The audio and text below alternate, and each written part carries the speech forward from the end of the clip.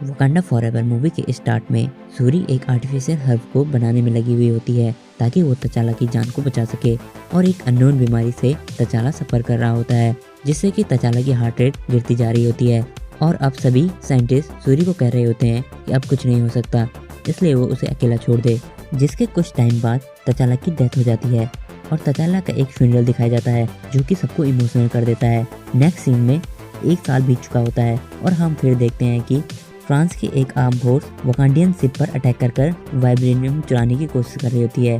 और ये बात क्वीन रामोंडा यूएन की मीटिंग में भी उठाती है और यहीं पर हमें पता चलता है कि वाइब्रेनियम केवल वकांडा में ही नहीं बल्कि अर्थ पर एक और जगह पर पाया जाता है जो कि अटलांटिक ओशियन।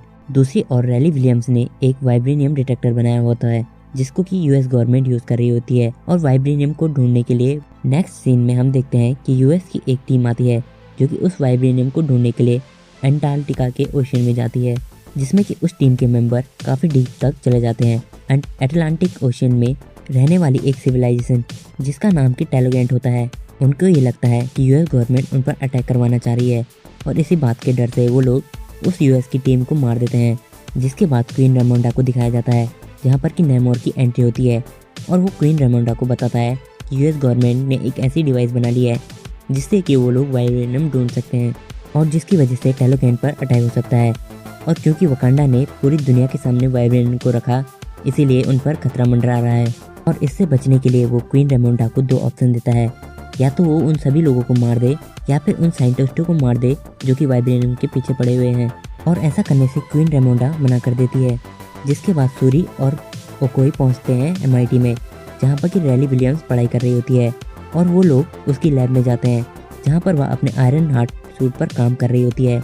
और यहाँ पर पता चलता है कि रैली विलियम्स ने वह वाइब्रेनियम लोकेटर यूएस गवर्नमेंट को नहीं दिया बल्कि उसके एक टीचर ने उसे गवर्नमेंट को दे दिया। और इतने में इनके पीछे एफबीआई पड़ जाती है जिसके बाद वो तीनों वहाँ से निकलने लगते हैं।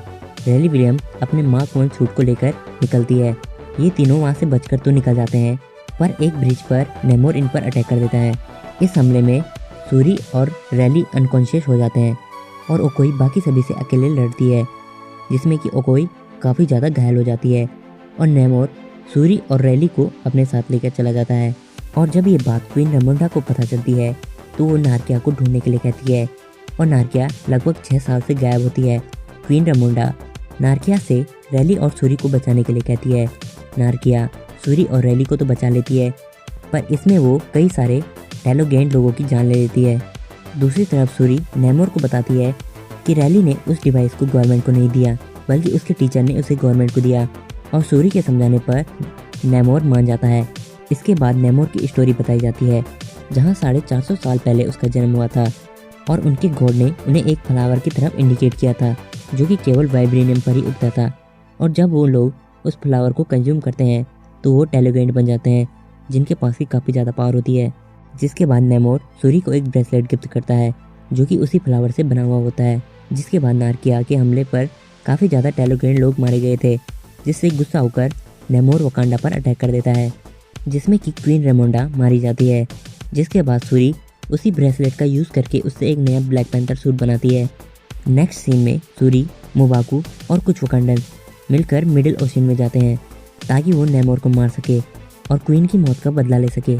इसी बीच उन्हें नेमोर की कमजोरी पता चलती है कि अगर वह पानी से बाहर आ जाता है तो वो कमज़ोर हो जाता है। जिसके बाद सूरी और बाकी वकांडन नेमोर से फाइट करके उसे कैप्चर कर लेते हैं पर नेमोर की पावर काफ़ी ज़्यादा होती है जिससे कि वो प्रिजन से निकलकर फिर से उन पर अटैक कर देता है और नेमोर और सूरी की फाइट फिर से होने लगती है। नेमोर सूरी को घायल कर देता है पर उसे लगता है कि सूरी मारी गई और वो पानी की तरफ जाने लगता है। तभी सूरी अपनी जेट इंजन का यूज़ करके उसे ड्राई कर देती है। जिसके बाद सूरी नेमोर को हरा देती है पर उसे इस शर्त पर जिंदा छोड़ देती है कि वह अपनी आर्मी लेकर वापस चला जाएगा और नेमोर इस शर्त के लिए मान जाता है। जिसके बाद मोबाकू को वकांडा का नया किंग बना दिया जाता है।